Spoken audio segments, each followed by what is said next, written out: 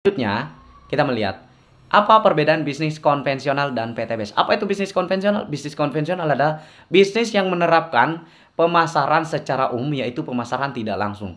Bagaimana yang dimaksud dengan pemasaran tidak langsung? Contoh Indomaret. Produk-produknya itu dari pabrik ke distributor utama, ke distributor daerah, kemudian ke grosir, kemudian ke pengecer, dan baru ketemu ke konsumen. Sebelum ketemu ke konsumen, tentunya melakukan periklanan, baliho, ataupun promosi media televisi, endorse artis. Nah, tentunya di sini akan memakan 40% hingga 70% biaya distribusi dan promosi ya dikeluarkan oleh pemasaran penjualan tidak langsung ini atau bisnis konvensional. Tentu saja ya. Dari sini ya, ini ada biaya distribusi pabrik, distributor utama, ke distributor daerah, ke grosir, ke kios ya, ke pengecer maksudnya, ke kios, kemudian ke konsumen. Tentunya ini ada biaya. Dan ini juga pun menggunakan biaya iklan, billboard, dan televisi. Maka 40% hingga 70% ini biaya dikeluarkan untuk distribusi dan promosi. Ya. Di pemasaran umum pun juga di sini yang kaya ada distributornya kaya, bukan Anda. Anda hanya sebagai konsumen.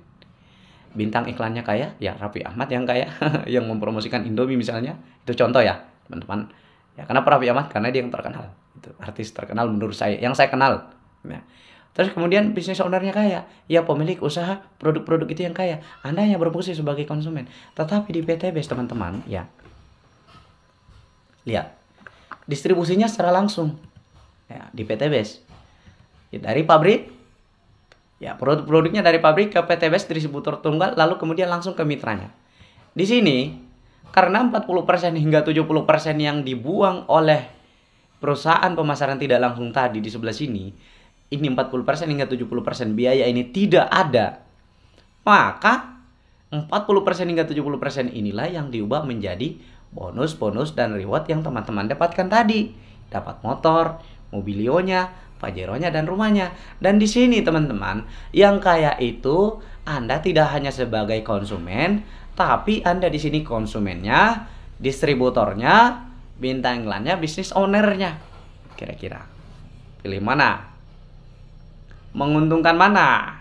Anda daftar PTBS, berbisnis di PTBS, atau Anda berfungsi sebagai konsumen di sini di bisnis pemasaran umum atau penjualan tidak langsung.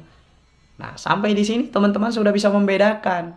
Maka PTBS itu membayar bonus-bonus dan reward itu tadi 40% hingga 70% berasal daripada biaya distribusi dan promosi yang panjang ini di sini tidak dibuang oleh PTBS, maka diubahlah menjadi bonus dan reward. Inilah PTBS memberikan peluang hak usaha kepada semua orang tanpa terkecuali orang kecil, orang menengah, orang besar, semua bisa menjalankan bisnis PTBS. Nah, semoga teman-teman sampai di sini paham.